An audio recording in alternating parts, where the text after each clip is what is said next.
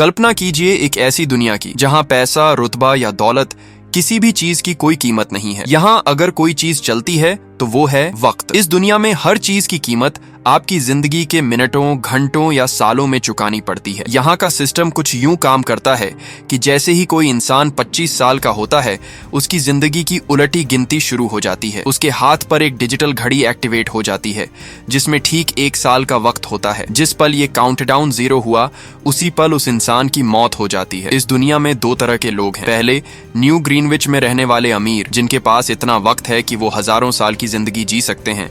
वे लगभग अमर हो चुके हैं। उन्होंने अपनी एक अलग शानदार दुनिया बसा ली है। दूसरी तरफ है गेटो, गरीबों की बस्ती। यहाँ लोग हर एक पल के लिए संघर्ष करते हैं, रोजाना मेहनत करके अपनी जिंदगी के लिए कुछ घंटे या मिनट कमाते हैं, नहीं तो उनका वक्त खत्म हो जाएगा और वो मर जाएंगे। हमारी कहानी का हीरो विल सेल्स इसी गेटो में रहता है। उसकी घड़ी में अब सिर्फ 23 घंटे बाकी हैं। विल अपनी माँ रेचल के साथ रहता है क्योंकि 25 साल के बाद उम्र बढ़नी रुक जाती है, इसलिए उसकी 50 साल की माँ भी 25 की ही दिखती है। आज रेचल का 50वां जन्मदिन है। विल रात भर ओवरटाइम काम करके उसके लिए एक शैंपेन की बोतल लाया है। रेचल ये देखकर खुश होती है और विल से कहती है, मैं अपने पोते पोतियों को देखना चाहती हूँ, तुम किसी लड़की को डेट क्यों नहीं करते? विल कड़वाहट से जवाब देता है, माँ, इन सब चीजों के लिए वक्त किसके पास है? रेचल उसे बताती है कि उसे कल तक बिजली का बिल और बैंक का लोन चुकाना है, नहीं तो उन पर भारी जुर्माना लगेगा। उसने कहा, मेरे पास 3 दिन का वक्त था, ये सब चुकाने में मेरा सारा वक्त खर्च हो जाएगा, इसलिए कल शाम तुम बस स्टॉप पर मेरा इंतजार करना। मेरा वक्त खत्म होने से पहले मुझे तुमसे कुछ वक्त लेना होगा। विल वादा करता है। जाने से पहले रेचल अपना हाथ विल के हाथ पर रखकर उसे अपनी जिंदगी के 30 मिनट ट्रांसफर कर देती है ताकि वो अच्छा नाश्ता कर सके। इसके बाद दोनों काम पर निकल जाते हैं। रास्ते में एक छोटी बच्ची विल को एक कैप्सूल देकर उससे थोड़ा वक्त मांगती है। विल मुस्कुराकर उसे अपनी जिंदगी के 5 मिनट दे देता है। यहाँ हमें पता चलता है कि वक्त को इन कैप्सूल्स में स्टोर और ट्रांसफर भी किया जा सकता है। विल काम के लिए फैक्ट्री पहुंचता है। वो कॉफी लेने जाता है,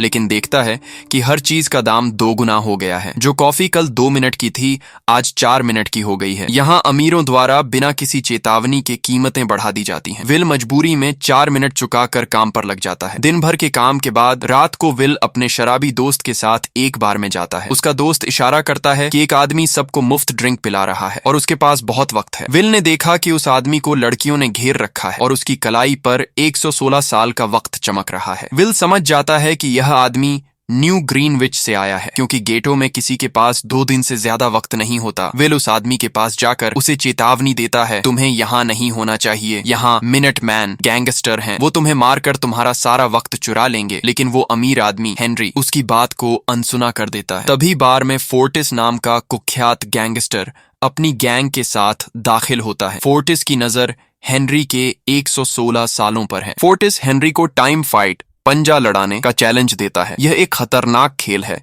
जिसमें हारने वाले का सारा वक्त जीतने वाले के पास ट्रांसफर होने लगता है जब तक कि वो मर न जाए। हेनरी कहता है, मैंने बहुत पी रखी है, मुझे कुछ मिनट चाहिए। फोर्टिस उसे बाथरूम जाने की इजाजत देता है और उसके साथ अपना एक आदमी भेज देता है। बाथरूम में हेनरी उल्टियां करने लगता है। अगर वो इस हालत में लड़ता तो उसका हारना तय था। तभी विल, जो छिपकर सब देख रहा था, बाथरूम में आता है। वो फोर्टिस के आदमी को मारकर हेनरी को वहां से भगा ले जाता है और एक महफूज जगह पर ले आता है। विल उस पर चिल्लाता है कि वो अपनी जान खतरे में क्यों डाल रहा है। हेनरी बताता है, मेरा नाम हेनरी है और मैं 105 साल का हूँ, मैं अब और नहीं जीना चाहता। हेनरी विल को सिस्टम का वो काला सच बताता है जिससे विल अनजान था। क्या तुमने कभी सोचा है ये अलग अलग टाइम जोन क्यों है? गेटो में कीमतें क्यों बढ़ती रहती हैं? ये सब जानबूझकर किया जाता है ताकि तुम जैसे गरीब लोग मरते रहें और उनकी मौत का फायदा न्यू ग्रीनविच के अमीरों को हो। उनकी अमरता का राज गरीबों की मौत है। उन्होंने अपनी जिंदगी का हर एक दिन किसी गरीब की मौत से चुराया है। मैं ऐसी जिंदगी नहीं जीना चाहता। विल समझ जाता है कि हेनरी एक नेक दिल इंसान है। हेनरी पूछता है, अगर तुम्हारे पास मेरी जितनी जिंदगी होती तो तुम क्या करते? विल कहता है, सबसे पहले मैं ये बार बार अपनी घड़ी देखना बंद कर देता। मुझे हर पल डर लगा रहता है कि मेरा वक्त खत्म ना हो जाए और मैं अपनी माँ के लिए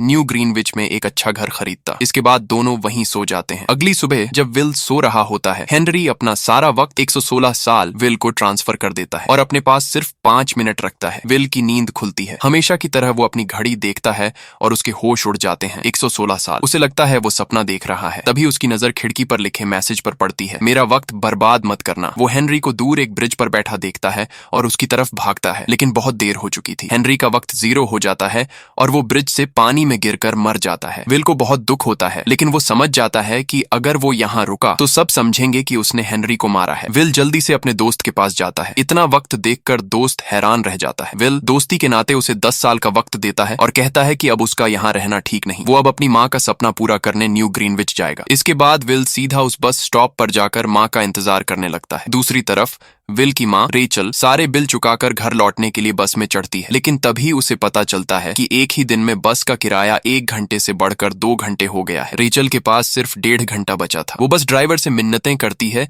कि उसका बेटा अगले स्टॉप पर बाकी वक्त दे देगा, लेकिन ड्राइवर उसे जबरदस्ती उतार देता है और कहता है पैदल चली जाओ। रेचल को पता था कि अगला स्टॉप 2 घंटे की पैदल दूरी पर है। बस में बैठे किसी पैसेंजर ने उसकी मदद नहीं की। रेचल अपनी जिंदगी बचाने के लिए बस स्टॉप की तरफ दौड़ना शुरू कर देती है। इधर बस स्टॉप पर विल अपनी माँ के लिए फूलों का गुलदस्ता लिए इंतजार कर रहा है। बस आती है, सभी पैसेंजर उतरते हैं, मगर रेचल नहीं। विल घबरा जाता है और समझ जाता है कि माँ मुसीबत में है। वह फौरन माँ की तलाश में भागता है। उधर रेचल के पास कुछ ही मिनट बचे हैं। वह रास्ते में लोगों के दरवाजे पीट पीट कर थोड़ा वक्त मांग रही है, पर कोई मदद नहीं करता। तभी विल को दूर से रेचल दौड़ती हुई नजर आती है। वह समझ जाता है कि माँ का वक्त खत्म होने वाला है। विल अपना हाथ आगे बढ़ाकर तेजी से उसकी तरफ दौड़ता है। रेचल के पास सिर्फ 10 सेकंड है। वह भी अपनी पूरी ताकत से विल की ओर भाग रही है, लेकिन जैसे ही रेचल अपने बेटे विल के पास पहुंचती है, ठीक उसकी बाहों में आने से एक पल पहले उसका टाइम 0 हो जाता है और वह मर जाती है। विल की दुनिया उजड़ जाती है। वह चीख चीख कर रोने लगता है। अगली सुबह टाइम कीपर्स वक्त की पुलिस को हेनरी की लाश मिलती है। केस का इंचार्ज ऑफिसर रेमंड है। वह सीसीटीवी फुटेज चेक करता है, जिसमें हेनरी तो नहीं दिखता, लेकिन विल ब्रिज के पास खड़ा नजर आता है। जब रेमंड को पता चलता है कि विल नाम का एक गेटो लड़का 100 साल से ज्यादा वक्त लेकर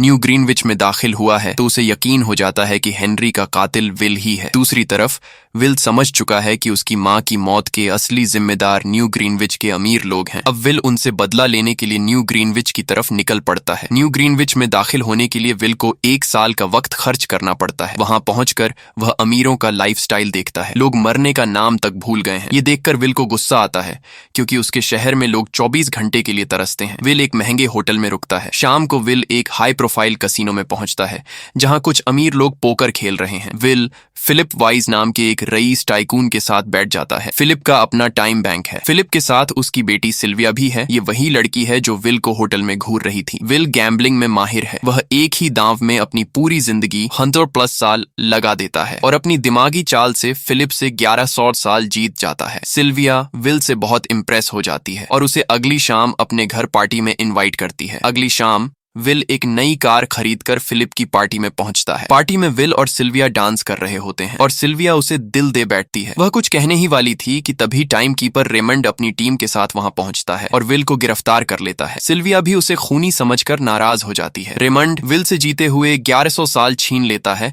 और उसकी घड़ी में सिर्फ 2 घंटे छोड़ता है। विल कहता है कि हेनरी ने खुदकुशी की थी, लेकिन रेमंड यकीन नहीं करता। विल समझ जाता है कि यह सिस्टम उसे फंसा रहा है। वह मौका देखकर रेमंड के आदमियों पर हमला करता है, उनकी गन छीनता है और सिल्विया को गन पॉइंट पर किडनैप कर लेता है। सिल्विया को ढाल बनाकर विल उसे अपनी कार में बिठाकर भाग निकलता है और वापस गेटो शहर की तरफ दौड़ाता है। इस दौरान जल्दबाजी में उसका ध्यान सड़क पर बिछे कांटों पर नहीं पड़ता। कार का टायर फटता है और गाड़ी एक ब्रिज से नीचे जा गिरती है। असल में वह जाल गैंगस्टर फोर्टिस ने बिछाया था। जब विल और सिल्विया बेहोश थे, फोर्टिस और उसकी गैंग आती है। वे सिल्विया के पास मौजूद 10 साल का वक्त चुरा कर चले जाते हैं। जब विल और सिल्विया को होश आता है, सिल्विया देखती है कि उसके पास सिर्फ 30 मिनट बचे हैं और विल के पास भी कुछ ही मिनट है। विल फौरन अपना आधा वक्त सिल्विया को देता है, जिससे दोनों का टाइम बराबर हो जाता है। विल सिल्विया को लेकर अपने दोस्त के घर भागता है, जिसे उसने 10 साल दिए थे, लेकिन दोस्त की पत्नी दरवाजा खोलती है और बताती है, तुम्हारे दिए 10 साल ने मेरे पति की जान ले ली। वह इतनी अमीरी संभाल नहीं पाया और सारा वक्त शराब में उड़ाकर मर गया। विल मायूस हो जाता है। तभी विल की नजर सिल्विया के कानों में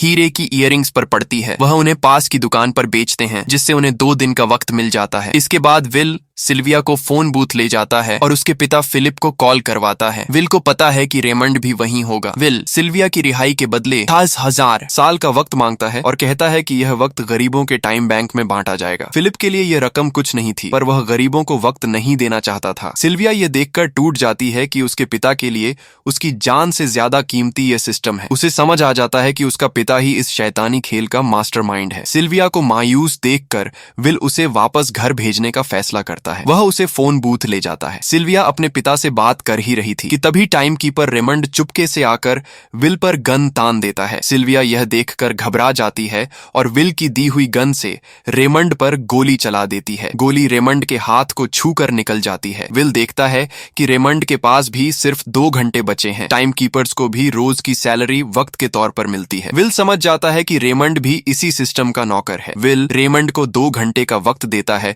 और उसकी कार लेकर सिल्विया के साथ भाग जाता है। अब सिल्विया भी क्राइम लिस्ट में आ चुकी थी, लेकिन न्यू ग्रीनविच की कैद भरी जिंदगी से ज्यादा उसे यह आजादी पसंद आ रही थी। अब वह भी गरीबों को उनका हक दिलाने के लिए विल के साथ थी। दोनों रॉबिन हुड बन जाते हैं। सिल्विया, जो न्यू ग्रीनविच से वाकिफ थी, उसके साथ मिलकर विल ने बैंकों से टाइम कैप्सूल चुराना शुरू कर दिया। उन्होंने सबसे पहले सिल्विया के पिता फिलिप के बैंक लूटे और सारा वक्त गरीबों में बांट दिया। सरकार ने तंग आकर दोनों के सर पर 10 साल का इनाम रख दिया। यह खबर सुनकर गैंगस्टर फोर्टिस उन्हें ढूंढने लगता है। फोर्टिस को पता चल जाता है कि वे एक होटल में छुपे हैं। वह अपनी गैंग के साथ वहां पहुंचता है और दोनों को पकड़ लेता है। फोर्टिस विल को टाइम फाइट का चैलेंज देता है। विल जानता था कि इनकार किया तो मारे जाएंगे। दोनों के बीच मौत का खेल शुरू होता है। फोर्टिस माहिर था। उसने विल का हाथ नीचे दबा दिया और विल का वक्त तेजी से कम होने लगा, लेकिन विल जानबूझकर हारने का नाटक कर रहा था। जैसे ही विल के पास सिर्फ 3-4 सेकंड बचे, उसने अपनी पूरी ताकत झोंक दी और एक झटके में फोर्टिस का हाथ पलट दिया। फोर्टिस की आंखें फटी रह गईं। ये देख फोर्टिस के आदमियों का ध्यान भटका। विल ने मौका पाकर जूते में छिपी गन निकाली और फोर्टिस के सारे आदमियों को शूट कर दिया। इसी के साथ फोर्टिस का टाइम 0 हो गया और वह मारा गया। विल और सिल्विया वहां से भाग निकले, लेकिन उन्होंने देखा कि अमीरों ने सारा खेल पलट दिया था। उन्होंने जो भी वक्त गरीबों में बांटा था वह बेकार हो गया, क्योंकि अमीरों ने महंगाई को कई गुना बढ़ा दिया था। विल हारा हुआ महसूस करने लगा। उसने सिल्विया से कहा कि अगर वे 1000 साल भी बांट दें तो अमीर महंगाई बढ़ा देंगे। सिल्विया ने कहा, कोई तो रास्ता होगा। विल ने कहा, हमें लाखों साल चुराने होंगे। सिल्विया के पास इसके लिए एक प्लान था। अगली सुबह फिलिप अपने ऑफिस पहुंचा। तभी सिल्विया वहां आई और सरेंडर करने का नाटक किया। गार्ड्स ने उसे घेर लिया, लेकिन तभी गार्ड की यूनिफॉर्म में छिपा विल पीछे से आया और उसने फिलिप के सर पर गन रख दी। उन्होंने फिलिप से मेन लॉकर खुलवाया और वहां से एक खास टाइम कैप्सूल चुरा लिया, जिसमें 10 लाख 1 मिलियन साल का वक्त था। यह वह वक्त था जो गरीबों की मौत से जमा किया गया था। विल और सिल्विया वह कैप्सूल लेकर भाग जाते हैं। रेमंड को खबर मिलती है और वह फौरन उनके पीछे लग जाता है। रेमंड ने अपनी घड़ी देखी। उसके पास 1 घंटे से भी कम वक्त था। उसने हेडक्वार्टर कॉल करके अपनी सैलरी वक्त कैप्सूल में मांगी। कैप्सूल उसे मिला, लेकिन इससे पहले कि वह उसे अपनी बॉडी में ट्रांसफर कर पाता, उसे विल की कार दिख गई। उसने कैप्सूल को डैशबोर्ड पर रखा और पीछा करना शुरू कर दिया। रेमंड ने अपनी पूरी जान लगा दी, क्योंकि अगर यह 10 लाख साल गरीबों में बट गए तो पूरा सिस्टम तबाह हो जाएगा। वह उन्हें गेटो शहर के बाहर एक सुनसान इलाके में घेर लेता है। रेमंड ने विल को धमकी दी, चुराया हुआ वक्त वापस कर दो। तभी विल ने उसे अपनी घड़ी दिखाई। विल और सिल्विया के पास भी सिर्फ कुछ ही मिनट बचे थे। विल ने रेमंड से कहा, कहीं तुम भूल तो नहीं गए? याद है जब तुम मरने वाले थे, मैंने तुम्हें 2 घंटे उधार दिए थे। टाइम तो तुम्हें मुझे वापस करना चाहिए। यह सुनकर रेमंड को याद आया कि पीछा करने की जल्दी में उसने अपनी सैलरी का कैप्सूल इस्तेमाल ही नहीं किया। जब उसने अपनी घड़ी पर नजर डाली तो उसके पास सिर्फ 5 सेकंड बचे थे। देखते ही देखते उसका वक्त 0 हो गया और रेमंड मारा गया। विल और सिल्विया रेमंड से तो बच गए, पर अब दोनों के पास भी सिर्फ 1-1 मिनट बचा था। उन्हें अपनी मौत साफ नजर आ रही थी। उन्होंने मायूस होकर एक दूसरे को गले लगाया। तभी विल को रेमंड की कार के डैशबोर्ड पर पड़ा वो सैलरी कैप्सूल नजर आया। विल अपनी जिंदगी की सबसे तेज दौड़ लगाकर कार तक पहुंचा और रेमंड का टाइम खुद में ट्रांसफर कर लिया। इसके बाद वो सिल्विया को टाइम देने के लिए उसकी ओर भागा। सिल्विया भी तेजी से उसकी ओर दौड़ रही थी। सिल्विया के पास चंद सेकंड बचे थे। ये बिल्कुल वही पल था जब विल ने अपनी मां को खोया था। विल सिल्विया को खोना नहीं चाहता था। सिल्विया का वक्त खत्म हुआ और वो विल की बाहों में गिरने लगी, लेकिन किस्मत से विल ने सही वक्त पर सिल्विया का हाथ थाम लिया और उसे टाइम ट्रांसफर कर दिया, जिससे उसकी जान बच गई। दूसरी तरफ वो 10 लाख साल का कैप्सूल गेटो के लोगों में बट चुका था। अब गेटो के सारे लोग लगभग अमर हो चुके थे। उन्हें अब फैक्ट्रियों में काम करने की जरूरत नहीं थी। वो सब अपने सपने पूरे करने न्यू ग्रीनविच शहर की ओर निकल पड़े। अमीरों का बनाया हुआ सारा सिस्टम फेल हो गया और इसी के साथ ये कहानी खत्म हो जाती है।